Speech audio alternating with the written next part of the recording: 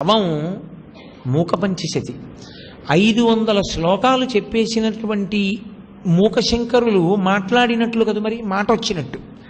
అమ్మవారు అడిగింది, ఏం కావాలని అడిగింది. ఒకటే కారణం, పరదేవతా దర్శనం అయితే ఏదో ఒక కోరిక తీరుస్తుంది ఆవిడ వదిలిపెట్టదు ఉత్తినే. ఏం కావాలని అడిగింది. ఆయన అన్నారు, నాకు మాట తీసేయమన్నారు. ఎందుకని అడిగింది. నాకు మాట లేదు, నా చేత 500 శ్లోకాలు పలికించావు, మాట ఉంటే ఏ ఒక్క లౌకికమైన మాట అయినా మాట్లాడతానేమో, వద్దు. ఈ ఉపాధి 500 శ్లోకములు మూకపంచశతి చెప్పింది అంతే. ఆ ఉపాధికి ఇంకా ఏ ఒక్క మాట మాట్లాడలేదు అది, అంతే ఆ ఉపాధి. అందుకని తీసేసే మాట అన్నారు, తీసేసి. అందుకే లోకంలో మూకశంకరుల వంటి కవి లేడు ఇంకా. ఎంత కాళిదాసు గారైనా, ఎంత మహానుభావుడైనా, ఎంత గొప్ప వాంగ్మయాన్ని ఇచ్చినా ఎప్పుడో అప్పుడు భార్యని పిలవడమో, కొడుకుని పిలవడమో, కసిన మంచినీళ్ళు ఇమ్మండమో, భోజనం పెట్టమండమో ఏదో ఒకటి ఉంటుంది. 500 శ్లోకాలు అమ్మవారి మీద చెప్పడం తప్ప అంతకు ముందు మాట లేదు, ఆ తర్వాత మాట లేదు. అటువంటి ఉపాధితో ఉన్న ఏకైక వ్యక్తి మూకశంకరుడు. అటువంటి మహానుభావుడు గోదావరి తీరంలో శరీరాన్ని విడిచిపెట్టారు. ఆయన కామకోటికి కొంతకాలం పీఠాధిపత్యం వహించారు. అంత గొప్ప మంటపం కామాక్షి మంటపం అంటే సామాన్యమైనటువంటి మంటపం కాదది. అసలు కామాక్షి అమ్మవారి దేవాలయ ప్రవేశం అంటేనే అంత గొప్పది. అందుకే లోకంలో ఒకే ద్వారం ఉండి ఒకే ద్వారంలోంచి లోపలికెళ్ళి ఒకే ద్వారంలోంచి బయటికి వచ్చేసే దేవాలయం ఒక్క కామాక్షి దేవాలయమే. ప్రాకారాలు లేవు దానికి చుట్టూ. అంత గొప్ప దేవాలయం. ఆ చుట్టుపక్కల ఇంకా ఏ శివాలయంలోనూ ఇక అమ్మవారి మూర్తి ఉండదు. అన్ని శివాలయాలకి కామాక్షియే మూర్తి. అది శివకంచి కానివ్వండి, విష్ణుకాంచి కానివ్వండి, మహమ్మదీయుల పీర్లు కానివ్వండి, కామాక్షి దేవాలయానికి ప్రదక్షిణంగానే పెడతాయి. కామాక్షి అమ్మవారి కటాక్షం అంటే అటువంటిది.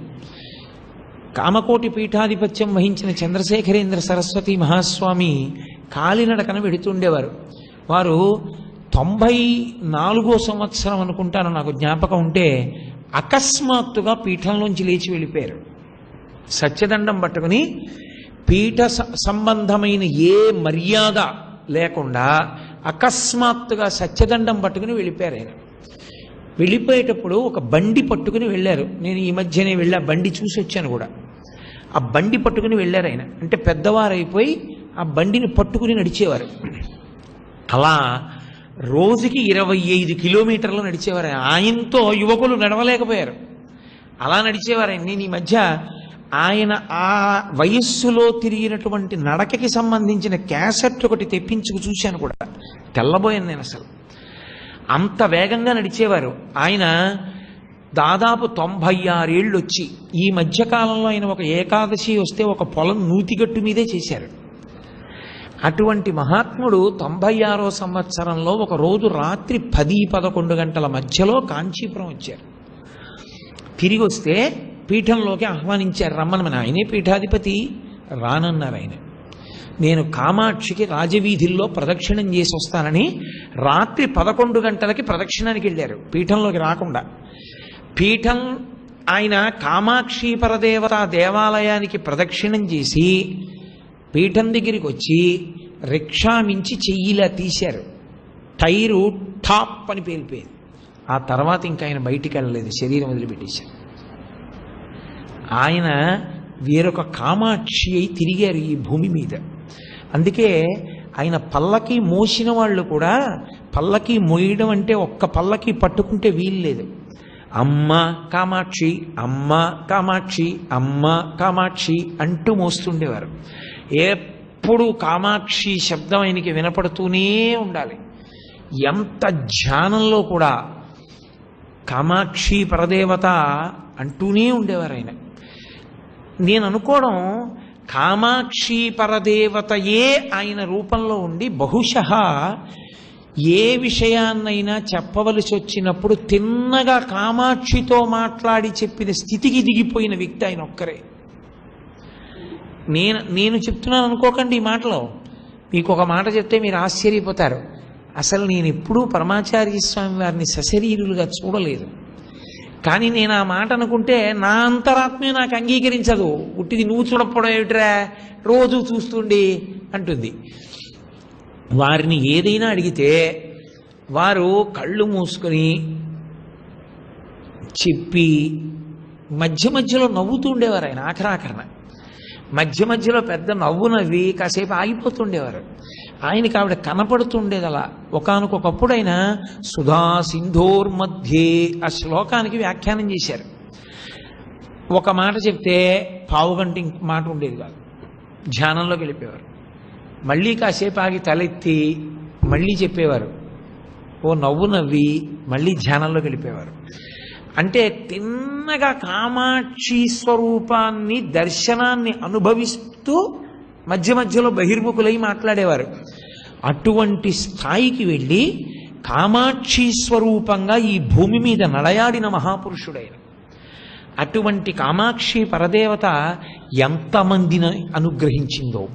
నేనిప్పుడు కామాక్షి పరదేవత ఎంతమందిని అనుభవించింది అని ఎంతమందిని అనుగ్రహించింది, ఆమె అనుగ్రహాన్ని ఎంతమంది అనుభవించారు అని నేను మాట్లాడడం మొదలుపెట్టాను అనుకోండి, దానికి అంతే ఉంటుంది. కాబట్టి ఆమె అనుగ్రహాన్ని పొందిన మహాపురుషులలో మూకశంకరులు ఒకరు. అటువంటి మూకశంకరులు చేసినటువంటి మూక పంచశతిలో ఆర్యాశతకము అని ఒక శతకం. ఆర్య అన్న మాటకు అర్థం ఏంటంటే శ్రేష్ఠురాలు అని. శ్రేష్ఠురాలు అన్న మాటకు అర్థం ఏంటి? అందరికన్నా గొప్పది. అందరికన్నా గొప్పది ఏ కారణం చేత అంటే ఆమె కామకోటి కనుక. కోటి అంటే హద్దు, కామ అంటే కోరిక. నువ్వు ఏ కోరిక కోరు ఆమె తీర్చగలదు. ఏ కోరికైనా సరే ఆమె తీర్చగలదు. అది నీకు ప్రమాదకరమైతే ఆవిడ దాని జోలికి వెళ్ళనివ్వదు. అది మోక్షం వరకు, సామాన్యమైన విషయం దగ్గర నుంచి మోక్షం వరకు ఏదైనా ఇవ్వగలిగిన తల్లి కాబట్టి ఆ తల్లికి కామకోటి అని పేరు. అటువంటి తల్లిని ఉద్దేశించి మూకశంకరులు ఆర్యాశతకము అని చేశారు. ఈ ఆర్యాశతకంలో మళ్ళీ కొన్ని శ్లోకాలకి ఒక ప్రత్యేక ప్రతిపత్తి ఉంది అంటారు. అలా అద్భుతమైన శ్లోకంగా ఉపాసనా మార్గానికి నిర్ణయింపబడిన శ్లోకాలలో ఒకటి నేను ఇవాళ స్పృశించబోతున్నాను. చాలామంది పెద్దలు, చాలామంది అనుభవజ్ఞులు ఏం చెప్తారంటే ఈ శ్లోకాన్ని బాగా ధ్యానం చేస్తే అమ్మవారి అనుగ్రహం విశేషంగా కలుగుతుంది అంటారు. ఇది ధ్యాన శ్లోకము అని చెప్తారు. ఇది ఎంత గొప్ప ధ్యాన శ్లోకం అని చెప్తారంటే ఇది 3 స్థాయిల్లో నడుస్తుంది. ఒకే శ్లోకం 3 స్థాయిలు. ఈ 3 స్థాయిల్లో 3వ స్థాయి నీకు ఏమీ చేత కాకపోతే నువ్వు అలా కూర్చుంటే చాలా అందేస్తుంది. నువ్వేమీ చేయక్కర్లేదు. అందులో ఎలా సూచన జరిగిందో అలా కూర్చోగలిగితే చాలు, అందుతుంది ప్రయోజనం. అంత గొప్ప శ్లోకంగా చెప్పబడింది. దీన్ని ప్రార్థనా శ్లోకంగా కూడా వాడతారు. ఎందుకు ప్రార్థనా శ్లోకంగా వాడతారంటే ఎంత కష్టంలో ఉన్నప్పటికీ అమ్మవారికి సంబంధించినటువంటి బొట్టుని ఒక్కసారి తలుచుకుని ఈ శ్లోకం కానీ చదివితే ఎంత పెద్ద అమంగళమైనా సరే తప్పుతుంది అంట. అది వెంటనే అమ్మవారు అనుగ్రహించి కాపాడుతుంది. అంత శక్తి ఈ శ్లోకంలో ఉంది అంటారు పెద్దలు. అందుకే ఆ శ్లోకంలో మూకశంకరులు అంటారు, కంచన కాంచీ తిలకం కరధృత కోదండబాణ శృణిపాశం కఠిన స్తనభర నమ్రం కైవల్యానందకందమవలంబే అన్నారు. ఇది నాకు జ్ఞాపకం ఉంటే బహుశా నేను సరిగా చెప్తే ఆర్యాశతకంలో 2వ శ్లోకమేమో. కంచన కాంచీ తిలకం అని మొదలుపెట్టారు. ఆ శ్లోకం చెప్పేటప్పుడైనా కంచన అన్నప్పుడు కాంచీ శబ్దానికి దగ్గరకు వెళ్ళారు ముందు, తర్వాత స్పష్టంగా మాట్లాడారు కాంచీ అని. కాంచీ నగరంలో ఉన్నటువంటి మూర్తి గురించి చెప్తున్నాను. పేరు చెప్పారా ఎక్కడైనా? కామాక్షి అని ఆ శ్లోకంలో ఎక్కడన్నా ఉందా? ఎక్కడా లేదు. కాబట్టి ఇప్పుడు ఆయన కామాక్షిని చూసి చెప్తున్నారని అనకుండా మీరు శ్లోకాన్ని అన్వయం చేసుకోవాలి. శ్లోకాన్ని అలా మీరు అన్వయం చేయడమే ఒక ధ్యానం. ఈ శ్లోక తాత్పర్యం ఎలా విడుతుంది, కామాక్షి మీరు చెప్పారండి అని మీరు వెంటనే జవాబు చెప్పకూడదు. నేను మీకు మూకశంకరుడు చేసిన మూక పంచశతిలోని శ్లోకము అని చెప్పాను కాబట్టి మీరు చెప్పగలుగుతారు. నేను చెప్పకుండా ఈ శ్లోకం చదివాను అనుకోండి, చదివి ఈ శ్లోకం ఎవరి గురించి చెప్పుంటారు అని అడిగాను అనుకోండి, మీరు ఇప్పుడు ఈ శ్లోకం ఒక పొడుపు కథ, మీరు ఆ శ్లోకంలో ఎవరి గురించి చెప్పారు అని ఒకసారి ఆలోచించాలి. ఎందుకంటే పేరు లేదు. ఇప్పుడు మీరు ఇవాళ నన్ను చూశారండి, మీరు నన్ను చూశారు కాబట్టి కోటేశ్వరరావు అంటే అదిగో ఓ గుండు పిలక లాల్చి వేసుకుని ఉన్నాడు అని చెప్తారు. పేరు చెప్పకుండా నిన్న సాయంకాలం ఉపన్యాసం చెప్పాడే, పొడుగ్గా ఉన్నాడు, పంచె కట్టుకుని లాల్చి వేసుకున్నాడు, గుండు చేయించుకున్నాడు, పిలక పెట్టుకున్నాడు ఎవరైనా అంటే పేరు తెలుసున్న వాళ్ళు ఏమంటారు? అప్పుడు కోటేశ్వరరావు అంటారు. పేరు చెప్పకుండా వర్ణన చెప్పడం ధ్యానం. ఎందుకో తెలుసా? ఆ పేరు కోసం మీరు ఎవరికి అన్వయం అవుతుంది ఈ వర్ణన అని చూడాలి. ఈ వర్ణన యథార్థమునకు అన్వయం ఎవరికో తెలుసా? లలితా త్రిపుర సుందరికి. శ్రీ విద్యా తంత్రం మొత్తానికి సంపూర్ణ స్వరూపంగా అత్యధిక ఫలితములను ఇవ్వగలిగినటువంటి పరదేవతా స్వరూపంగా తంత్రమునందు కీర్తింపబడిన స్వరూపం లలితా త్రిపుర సుందరి. ఆ లలితా త్రిపుర సుందరి స్వరూపమే కామాక్షి స్వరూపం. రెండిటికీ భేదం లేదు, అభేదం. ఇప్పుడు ఆ శ్లోకాన్ని మీరు జాగ్రత్తగా పట్టుకునే ప్రయత్నం చేయండి. ముందు బాహ్యంలో కంచన కాంచీ తిలకం అంటే, తిలకం అన్న మాటకి అర్థం ఏంటంటే విశిష్ట వస్తువు, అది శ్రేష్టమైన వస్తువు, చాలా చాలా గొప్పది. అంటే కాంచీపురంలోకెల్లా గొప్పది. కంచన అంటే ఒకే ఒక్కటి, తత్తుల్యము లేదు, దాంతో సమానమైనది ఇంకొకటి లేదు. ఎందుకని అలా మాట? కాంచీపురంలో ఎన్నో దేవాలు ఉన్నాయి. అందులో మీరు ప్రత్యేకించి కంచిలో ఆ మహాలింగ దేవాలయము అని ఒక దేవాలయం. మీరు అసలు ఆ దేవాలయంలో శివలింగాన్ని చూశారంటే మీరు భూమి మీద నించున్నారో కైలాసంలో ఉన్నారో మీకు అర్థం కాదు, అలా ఉంటుంది ఆ శివలింగం. అలాగే సర్వతీర్థము అని ఒక తీర్థం. అసలు ఆ తీర్థం దగ్గరికి వెళితే పితృదేవతలకి విముక్తి నుండి మీకు ఇక్కడ సమస్త ఐశ్వర్యముల వరకు ఆ తీర్థం ఇస్తుంది. అసలు కంచిలో ఉన్న దేవాలయాల ప్రత్యేకత ఎవరు చెప్పలేరు. అంత ప్రత్యేకత కలిగినటువంటి దేవాలయాలు ఎన్ని దేవాలయాలు. ఏదో శివాలయం కదండి, ఈ శివాలయంలో ఆ శివాలయం ఉంటుందా అండి, ఆ విష్ణువాలయంలో ఈ విష్ణువాలయం ఉంటుందా అండి అంటే అలా ఉండవు. ఏ దేవాలయం యొక్క చరిత్ర ఆ దేవాలయందే, ఏ దేవాలయం యొక్క వైశిష్ట్యం ఆ దేవాలయందే. దేనికదే ఒక కొత్తతనంతో ఉంటుంది.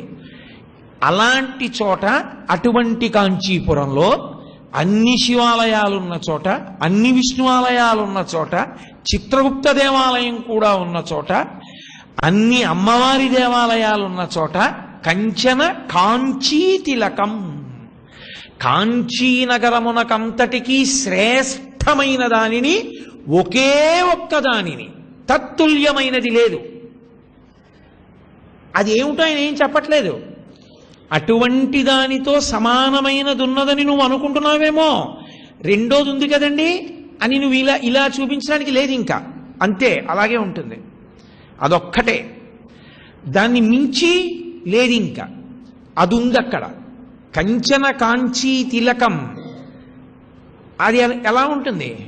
కర్రధృత కోదండ బాణ శృణిపాశం, చేతులలో కోదండ, అది శ్రేష్ఠ వస్తువు శ్రీ విద్యా తంత్రమునందు.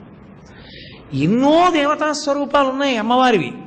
విజయవాడలో కనకదుర్గమ్మ ఉంది, శ్రీశైలంలో భ్రమరాంబాదేవి ఉంది, ఉత్తర భారతదేశంలో తుల్జాభవాని ఉంది, సుగంధ కుంతలాంబ ఉంది, నీలకుంతలాంబ ఉంది, అఖిలాండేశ్వరి జంబుకేశ్వరంలో ఉంది, వెంకటాచలంలో పద్మావతీదేవి ఉంది, అలాగే శృంగేరిలో శారదాదేవి ఉంది. మీరు అలా చూస్తే శ్రీకాళహస్తిలో జ్ఞానప్రసూనాంబ ఉంది. ఎంతమంది, ఎందరో దేవతా స్వరూపాలు ఉన్నారు, పరదేవతా స్వరూపాలే. అలాగే కాశీలో అన్నపూర్ణమ్మ ఉంది, ఉత్తర భారతంలో వైష్ణోదేవి అమ్మవారు ఉంది. ఇన్ని దేవతా స్వరూపాలు ఉన్నాయి. ఆయన అంటున్నారు కంచన తత్తుల్యము లేదు. ఎందువల్ల? అది పూర్ణత్వమును పొందినది. అది శ్రీ విద్యా తంత్రము చేత ప్రతిపాదింపబడిన పూర్ణస్వరూపం. పూర్ణస్వరూపం కనుక అది ఆయుధాలే పట్టుకుంటుంది, అది మార్చదు ఆయుధాలు. ఏవవి? కరధృత కోదండ బాణ శృణి పాశం. మళ్ళీ ఇందులో ఒక పెద్ద మార్పు తీసుకొచ్చేశారు మూకశంకరులు. కరధృత చేతులయందు కోదండము బాణములు, పాశము అంకుశము పట్టుకుంది. బాగా గుర్తుపెట్టుకోండి, ఇది వ్యాసుల వారి క్రమం కాదు, వ్యాసక్రమం. చతుర్బాహు సమన్విత రాగస్వరూప పాశాఢ్య క్రోధాకార అంకుశోజ్వల మనోరూపేక్షు కోదండ పంచతన్మాత్రశాయక. మూకశంకరులు ఏమంటున్నారు? కరధృత కోదండ బాణశృణిపాశం తిప్పారు, తిరగేశారు. చేతిలో ధనస్సు బాణములు, ఆ తర్వాత పాశము అంకుశము పట్టుకున్నది ఒకటి ఉంది. కరధృత కోదండ బాణ శృణిపాశం కఠిన స్తనభర నమ్రం. ఇలా ముందుకి కొంచెం వంగి ఉంటుంది, ఇలా కూర్చోదు. ఎందుకు ఇలా కూర్చోదు, ఎందుకు ఇలా వంగుతుంది అంటే కఠిన స్తనభర, కఠినమైనటువంటి గట్టిగా ఉన్నటువంటి పూర్ణమైన స్తనములనేటటువంటి ఫలముల వలన వంగి ఉన్నది. కఠిన స్తనభర నమ్రం, అటువంటి స్వరూపం ఒకటి కాంచీపురంలో ఉంది. దానిని కైవల్యానంద కందం, అది కైవల్యానందమునకు కందము. కైవల్యానందం అంటే ఆనందము అన్న మాట బహుభంగిమల మారిపోతుంది. మీరు ఖడ్గమాలా స్తోత్రంలో చూస్తే అనేకమైన ఆనందముల యొక్క స్థాయి చెప్తూ పెడతారు. ఆయన అంటున్నారు కైవల్యానందం అంటున్నారు. ఎందుకని?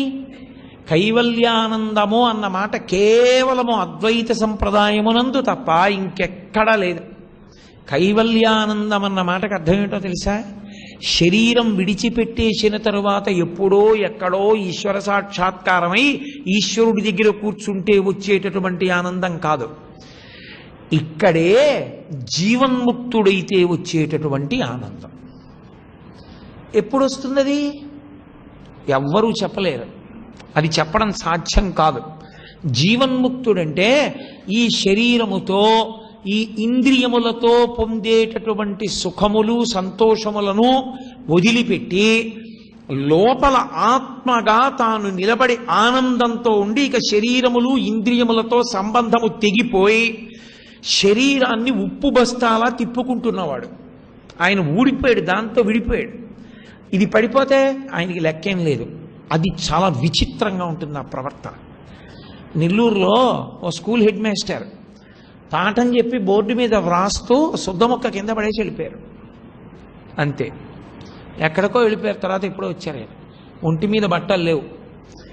మంచి రోహిణీ కార్తీలో పేవ్మెంట్ కాలిపోతుంటే దాని మీద పడుకుని నిద్రపోతున్నారు. ఆయన అంతకుముందు బాగా ఎరుగున్న వ్యక్తి వెళ్ళి లేపి, ఏమిటండి ఇక్కడ పడుకోవడం, రండి ఇంట్లో కంటే, పో నీకు చల్లటి గాలేసే డబ్బాలున్నాయి ఇంట్లో, అక్కడికి వెళ్ళి పడుకో, నాకే చల్లగా ఉంది, నాకు నిద్ర పట్టింది లేపకో అని పడుకుని నిద్రపోయాడు. కైవల్యానంద కందం అవలంబి. ఎప్పుడు విడిపోతాడు? ఆవిడ అనుగ్రహం. వాడికి ఇంకా ఇంద్రియములతో సుఖం కాదు, వాడి లోపలి వస్తువుతో సంతోషం పొందుతుంటాడు. ఆయన ఎప్పుడు వస్తాడో తెలియదు. వచ్చి గభాలను తలుపు తీసుకుని ఇంట్లోకి వచ్చిన, అమ్మ కాస్త అన్నం పెట్టు అంటాడు. అన్నం తింటారంటే వద్దు, పడుకోనా ఇక్కడ, నేనేమి ఎత్తుకుపోనులే, పడుకోండి అంటే పడుకుంటాడు. మర్నాడు ఎప్పుడో లేస్తాడు, 8ంటికో ఎప్పుడో లేచి కొంచెం కాఫీ తాగుతారంటే, మీ ఆవిడ పాలు కలిపింది లేవయా, వెళ్ళి పట్రా అంటాడు. అప్పటికావిడ కలిపి ఉంచుతుంది. ఆ ఇంటి యజమానికి తెలియదు ఆ విషయం. ఆ పాలు ఓ గొక్కడ తాగి మిగిలిన ఇచ్చి వెళ్ళిపోతాడు. ఆయన విడిపోయాడు. ఆయన ఇక ఇంద్రియముల యొక్క సుఖము శరీర సుఖము నుండి విడివడి ఎక్కడో ఉంటాడు. తనలో తానే ఆత్మగా నిలబడి ఆనందం పొందుతూ ఉంటాడు. అకస్మాత్తుగా మోటార్ సైకిల్ ఎక్కి 35 కిలోమీటర్ల అవతల ఉన్నటువంటి ఒక పెద్ద డొంక దగ్గర దిగిపోయి, నువ్వు వెళ్ళిపో, అలా ముళ్ళల్లోంచి నడిచి వెళ్ళిపోతాడు. మీరే పిలిచి అయ్యా రొట్టె తింటారా అని అడిగారు అనుకోండి, నేను అశుద్ధం తింటాను రా, నువ్వు తింటావా అంటాడు. ఏమనుకోవాలి? ఆయనే వచ్చి తింటారు, లేకపోతే వెళ్ళిపోతారు. కైవల్యానంద కందమవలంబే, పిచ్చివాడు అనుకుంటారు. ఉన్మత్త శేఖరాయ నమః అని శివుడికి పేరు. అంటే ఇక ఇంద్రియములతో ఈ శరీరముతో సుఖం ఉండదు వాళ్ళకి. వాళ్ళు లోపలి ఆత్మగా నిలబడి ఉంటారు. దీనితో సుఖములు మనకి, అందుకే మనకి పిచ్చాళ్ళలా కనబడతారు, మనకు అర్థం కాదు కాబట్టి.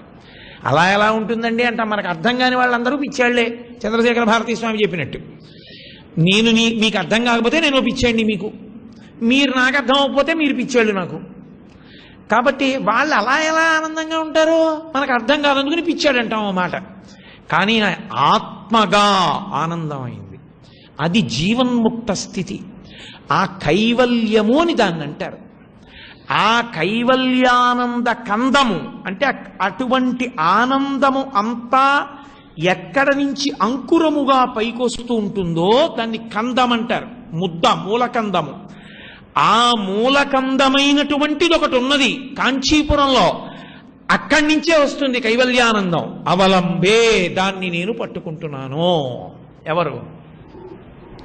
ఇప్పుడు మిమ్మల్ని కారెక్కించి ఒక్కొక్క గుడికి తీసుకెళ్లి శ్లోకం ఇచ్చి ఎవరో పట్టుకో అని ఏకాంబరేశ్వరుడి గుడికి, విష్ణు కంచికి, ఆ తర్వాత సుబ్రహ్మణ్యుడి గుడికి ఇలా తిప్పాను అనుకోండి, మీరు చూసుకుని అందులో ఉన్నటువంటి మాటలు అబ్బెబ్బా ఇక్కడ లేదండి అంటూ వెళ్ళారనుకోండి, ఆఖరణ మిమ్మల్ని కామాక్షి దేవాలయానికి తీసుకొచ్చాను. ఇప్పుడు ఎక్కడుందా ఆ మాటలన్నీ ఎవరి యందు అన్వయం అయ్యాయి? కామాక్షి యందు అన్వయం అయ్యాయి. అప్పుడు కంచన కాంచీ తిలకం ఆవిడయింది. అది విచిత్రం. కింద నుంచి పైకి రావాలి. కైవల్యానంద కందమవలంబే వదిలేయాలి, కంచన కాంచీ తిలకం వదిలేయాలి, పై పాదం కింద పాదం వదిలేయాలి, మధ్యలో 2 పాదాలు పట్టుకోవాలి. ఈ 2 పాదాలు పట్టుకుని ఈవిడ ఎక్కడుందో తెలుసుకోవడానికి మొదటి పాదాన్ని పట్టుకోవాలి. మొదటి పాదం పట్టుకున్న వాడికి వెతక్కుండా వచ్చేది 4వ పాదం. అది కేవలం శ్లోక పరిశీలనం చేత. అప్పుడు కంచన కాంచీ తిలకం కనపడింది మీకు. ఎలా? కరధృత కోదండ శృణిపాశం కఠిన స్తనభర నమ్రంగా అలా కనపడినటువంటి తల్లి కంచన కాంచీ తిలకం. ఆవిడొక్కరు చాలు, ఆవిడే ప్రధానురాలు. కంచన తత్తుల్యము లేదు. కాబట్టి నువ్వు ఆవిడని కాకుండా ఇంకొకరిని కూడా చూడాలని లేదు, ఆవిడని చూస్తే చాలు, అన్ని చూసేసినట్టే. అది కంచన కాంచీ తిలకం, అది ఆయన మాటలు. అందుకే ఆ శ్లోకం అంత శక్తివంతం అనడానికి కారణం అదే. ఆ శ్లోకం నీకు ఒక్కసారి పట్టుకుని నువ్వు మానసికంగా అన్వయం చేసుకుంటే నువ్వు కామాక్షి పరదేవత దర్శనం చేశావు. ఇప్పుడు చెప్పావు ఆవిడ కామాక్షి అండి అన్నావు. కంచన శబ్దం ఇప్పుడు అన్వయమైంది. అంటే ఆవిడతో సమానమైన రూపము వేరొకటి లేదు, ఆవిడ అంతటి పరిపూర్ణురాలు వేరొక స్వరూపము కాదు అనుగ్రహమునందు. కాబట్టి కంచన కాంచీ తిలకం కరధృత కోదండ బాణ శృణిపాశం కఠిన స్తనభర నమ్రం కైవల్యానంద కందమవలంబే. 2వ పరిశీలనలోకి రండి. నేను ధ్యానము ప్రార్థనాది కదా అన్నాను. కంచన కాంచీ తిలకం, తిలకం అన్న మాటకు అర్థం ఏంటో తెలుసా? చెట్టు. తిలక వృక్షం అని ఒక వృక్షం. అమరకోశంలో 5 రకాలైనటువంటి అర్థం చెప్పారు ఆ చెట్టుకి. ఆ చెట్టు ఏం చేస్తుందంటే, నువ్వు చెట్టు ఉంటుంది చూశారు, నువ్వులు కాసే చెట్టు. ఆ చెట్టు పూలు పూస్తుంది. ఆ నువ్వు పూలను ఉంటాయి చిన్న తుమ్మి పూలలాగా. ఆ నువ్వు పూలు ఎలా ఉంటాయో అటువంటి పూలు పూసే చెట్టు అది. దాన్ని తిలక వృక్షం అంటారు. అది చెట్టు. ఇప్పుడు మీరు మార్చాలి మళ్ళీ అన్వయాన్ని. కంచన కాంచీ తిలకం, కాంచీపురంలో ఉన్నటువంటి ఒకే ఒక్క చెట్టు. ఆ చెట్టు లాంటి చెట్టు ఇంకొక చెట్టు లేదు. కంచన కాంచీ తిలకం కరధృత కోదండబాణ శృణిపాశం. అలా ఉంచండి కాసేపు. ఇప్పుడు 2వ పాదం ప్రధానం కాదు, 3వ పాదం, 4వ పాదం చూసుకోవాలి. ఇప్పుడు 3వ పాదం చూడండి. కఠిన స్తనభర నమ్రం. ఆ చెట్టు వంగిందిలా. ఎందుకు వంగింది? దాని పళ్ళ బరువు కొంగిపోయింది. అది పళ్ళు లేని చెట్టు ఎందుకు వంగుతుంది?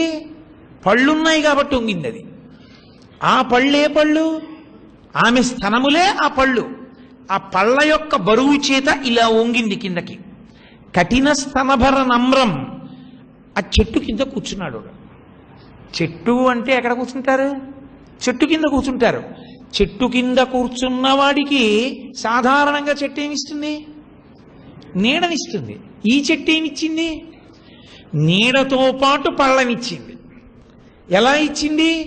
తాను ఎక్కి కోసుకోవడమో నిలబడి కోసుకోవడమో చేయక్కర్లేదు, పళ్ళే కిందకు అందుతున్నాయి. ఇప్పుడు ఆ పండు తాగినవాడు ఉన్నాడే, వాడు కైవల్యానందకందమవలంబే. ఆ పండు తాగిన వాడికి కడుపు నిండడం కాదు, జన్మ నిండిపోతుంది. వాడికి మళ్ళీ పుట్టడం. ఆ చెట్టు దగ్గరికి వెళ్ళి ఆ పండు తాగిన వాడికి ఇక శత్రువులు లేరు. ఎందుకని? ఆ చెట్టు కొమ్మలలోనే ఆయుధాలున్నాయి. వాడి జోలికి ఎవరూ రాకుండా. వాడి జోలికి ఏమి రావు, కామక్రోధాది అరిషడ్వర్గములు రావు. ఎందుకని? ఆమె చేతిలో, ఆ చెట్టు చేతిలో కరధృత కోదండ బాణశృణి పాశం, ఆ కొమ్మలే ఆయుధాలు. ఇప్పుడు అది చెట్టు. మీరు రెండో స్థాయిలో చూస్తే అదే శ్లోకం చెట్టు అవుతుంది. ఇప్పుడు మీరు చెట్టు కిందకి వెళ్ళి కూర్చున్నారనుకోండి, మీకు ఆ ఆనందం కలుగుతుంది. అయితే ఇక్కడ ఒక అనుమానం వస్తుంది. అమ్మవారి పరంగా కదండి శ్లోకం, చెట్టు పురుష పరంగా కదా చెప్తారు, లతనైతే కదా స్త్రీ పరంగా చెప్తారు. మరి అమ్మవారికి చెట్టు ఎలా అన్వయం అవుతుంది అంటే, నేను మీకు ఒక మాట చెప్తాను చూడండి. చెట్టులు లేకుండా ఆకులు లేని తనం ఉంటుందా? చెట్టు ఉంటే కదా ఆకులు లేని చెట్టు అంటారు. అసలు చెట్టే లేదు, ఆకులు లేని చెట్టు అనడానికి అవకాశం ఉంటుందా? ఇంకా ఉండదు. అమ్మవారు అపర్ణ. అపర్ణ అంటే ఆకులు లేనిది. ఆకులు లేనిది ఏది? చెట్టే. కాబట్టి ఆవిడ చెట్టు అయితే నీకు వచ్చిన నష్టం ఏమిటి? అందుకని అది తిలక వృక్షం అన్నారు. తిలకం నపుంసకలింగం. అసలు అమ్మవారు ఆడదా మొగాడా నపుంసకుడా? పరమాత్మ స్వరూపానికి లింగభేదం ఎక్కడుంది? స్త్రీ పురుష నపుంసక మూర్తియును కాక, తిర్యక అమర నరాది మూర్తియును కాక, కర్మ గుణ భేద సదసత్ప్రకాశి కాక, వెనుక నన్నియుతానగు విభుతలంతు. ఇప్పుడు ఆ పళ్ళు తినడము, ఆ పళ్ళు తాగడము అన్న మాటకు అర్థం ఏమిటంటే, అమ్మవారి యొక్క అనుగ్రహమును పొందుట. ఎవడు ఆ పరదేవతానుగ్రహాన్ని పొందాడో అటువంటి వాడి యొక్క జోలికి అరిషడ్వర్గములు రాలేవు. వాడిని కామము, క్రోధము, లోభము, మదము, మోహము, మాత్సర్యము అంటవు. ఆ చెట్టు కొమ్మలే ఆయుధాలై కాపాడుతుంటాయి. వాడు రాడు ఆ నీడ నుంచి. వాడు ఆ చెట్టు దగ్గరే కూర్చుంటాడు. వాడు ఆ చెట్టు మొదట్లోనే కూర్చుంటాడు. భగవంతుణ్ణి చెట్టుతో పోల్చడం అనేటటువంటిది సనాతన ధర్మంలో ఒక ప్రధానమైన లక్షణం. చెట్టుతో పోలిస్తే ఏం చెప్తారో తెలుసా? అలాంటి చెట్టు లేదని చెప్తారు. రామాయణంలో శ్లోకం ఉంది, నివాస వృక్ష సాధూనాం ఆపన్నానాం పరాగతి ఆర్తానాం సంశ్రయశ్చైవ యశశ్చైక భాజనం. ఆ చెట్టు ఎటువంటిదంటే నివాస వృక్ష సాధూనాం, ఆ చెట్టు కింద ఉండే వాళ్ళందరూ కూడా సాధుపుంగవులు. అంటే వాళ్ళు పరమభక్తి తత్పరత కలిగిన వాళ్ళు మాత్రమే ఆ చెట్టు కిందకి చేరుతారు. ఆ చెట్టు కిందకి గాని వచ్చాడా ఎవడైనా, నీడ ఇచ్చేటప్పుడు ఆ చెట్టు ఏమండి మీకు డబ్బెంతుంది, మీరేం చదువుకున్నారని అడగదు. చెట్టు కిందకి వెళ్ళడం నీ కర్తవ్యం, చెట్టు మాత్రం నీ దగ్గరికి రాదు. నువ్వు కానీ అమ్మవారి పాదాల దగ్గరికి వెళ్ళడమే చెట్టు కిందకి వెళ్ళడం. నువ్వు అమ్మవారి పాదముల వంక చూసి అమ్మవారి పాదముల దగ్గరికి చేరావా, నివాస వృక్ష సాధూనాం ఆపన్నానాం పరాగతి. ఆపన్నులకు పరగతి ఆవిడ. ఆపన్నానాం పరాగతి ఆర్తానాం సంశ్రయశ్చైవ, ఆర్తులైనటువంటి వారికి కోర్కెలన్నీ తీరుస్తుంది. యశశ్చైక భాజనం. అటువంటి కీర్తి కలిగిన చెట్టు ఇంకొకటి కూడా ఉందనుకుంటున్నావేమో, అదొక్కటే చెట్టు. ఆ పరమాత్మ ఒక్కడే అటువంటి చెట్టు, ఇంకొక చెట్టు లేదు. కాబట్టి మీరు ఇదే శ్లోకాన్ని కంచన కాంచీ తిలకం అన్న దగ్గర మొదలుపెట్టి చెట్టుగా తిలక వృక్షం కింద తీసుకుని బయలుదేరితే అది చెట్టు రూపంలోకి మారుతుంది. ఇప్పుడు మీరు ఆ చెట్టు మొదట్లో కూర్చుని ఊహ చేసి ధ్యానం చేసినా సరే మీకు కామాక్షి పరదేవతానుగ్రహం కలుగుతుంది. కాదు